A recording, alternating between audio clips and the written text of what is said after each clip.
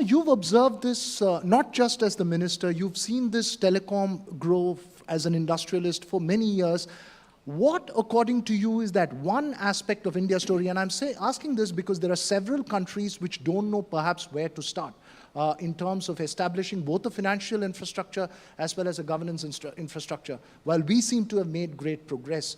What do you think is that one aspect that you think has defined India's move forward in this area?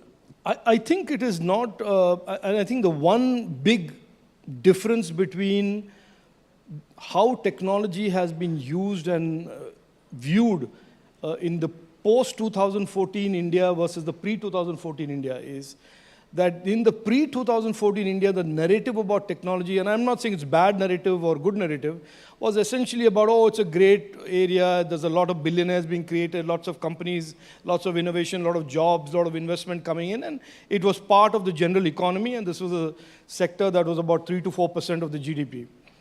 Post-2014, there is a conscious effort to embed technology into governance. And I always say this to audiences who don't know this.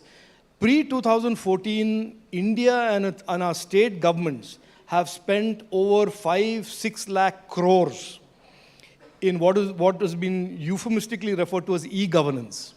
So there have been multiple thousands and lakhs of crores spent by state governments on e-governance, but in 2014 there was still no platform or there was no framework.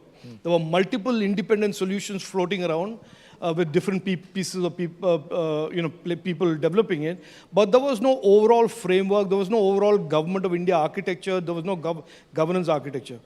Post-2014, we had a political leader who understood the power of technology to improve governance. He made maximum governance his goal, which is our Prime Minister, and said, how will I use technology to deliver on that? Then the two became fused. And then you had solutions like UPI, you had an Aadhaar, which was a completely redesigned, rejuvenated Aadhaar, and you had the concept of a stack, which is Aadhaar, the UPI for payment, DigiLocker for storage, and all of these other layers that then came up. And frankly, if that vision and that clarity and that architecture had not been put into place before the COVID pandemic in 2020, we would be really floundering. We would be really we would have had a very difficult time during COVID. But the fact that we had built this architecture, built this framework, and it was already impacting governance and people's lives in a very real way is what helped us during the pandemic. And in a lot of ways today, the case study of India as seen by countries of the G20 and beyond is because of how technology helped us during this one really black swan event that all of the world experienced.